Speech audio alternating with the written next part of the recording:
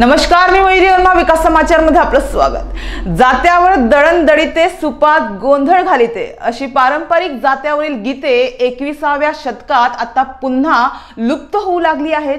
पूर्वीप्रमाणे जात्याची घरघर आता रोज ऐकू तर येत नाही, तर शहरी भागात तर जात्याची घरघर पूर्णतः बंद झाली आहे। मात्र ग्रामीण संस्कृती जपण्याचा प्रयत्न पालघर पूर्व भागातील सावरे एंबूर येथे आजही दिसून येत आहे। येथील एक महिला जात्यावर डाळ दळताना दिसून आली। विशेष म्हणजे ग्रामीण भागातील ही महिला आजही आपली पारंपरिक संस्कृती जोपासत आहे।